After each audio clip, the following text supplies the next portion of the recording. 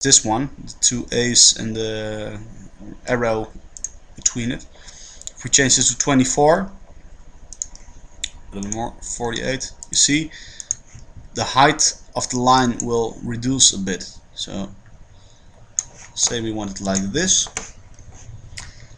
Let me show you how a group works.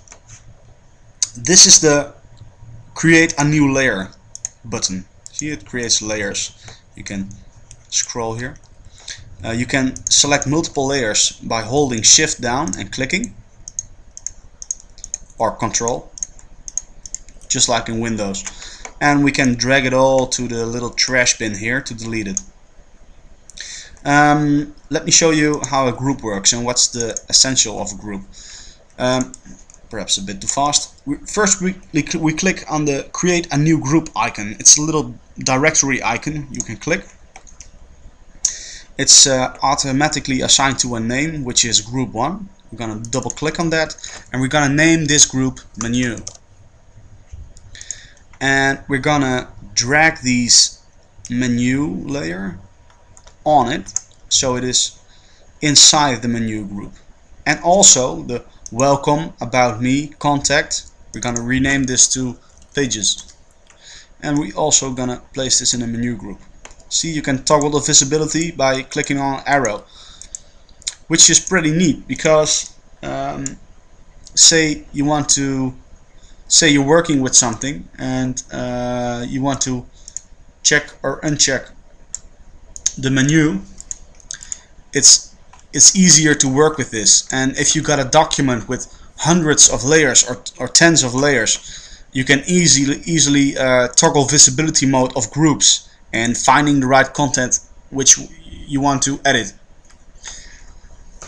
Let me check the time. Alright, let's talk a little bit about gradients for a little moment. I'm gonna create a new layer and I'm gonna call this gradient. First I'm gonna select with the selection tool, I'm gonna select a box which will have the gradient like this, and I'm gonna use the gradient tool.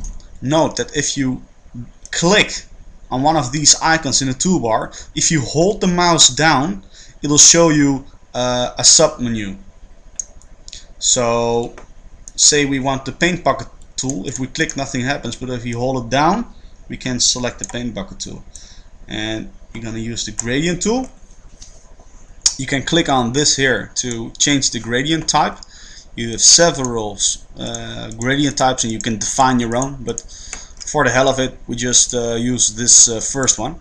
Foreground to transparent, which is fine with me, but we're gonna select an other foreground color by clicking on the foreground color and using perhaps a little bit red. So you see the gradient preview is changing also. We're gonna use the radial gradient and we're gonna click here and drag the mouse down like this. Wow, that is just awesome. We're gonna click anywhere else to deselect it, and we got a layer with only the gradient here.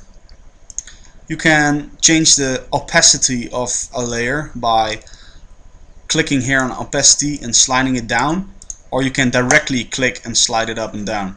And perhaps this is a little bit too much, so we're gonna do it like this, 37%. The logo. Let's talk about the logo a bit. Say you want to change the logo, or you want to pimp it a bit up. You can also double click on the layer, and not on the text, not on this T icon, but on the layer itself. So here you got several layer styles, and I want to show you some basic layer styles. We got the drop shadow.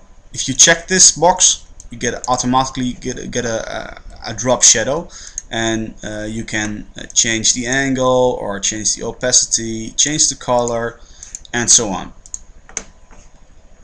You got a bevel and emboss, which allows you to make it a bit more 3D like. You got color overlay, which is very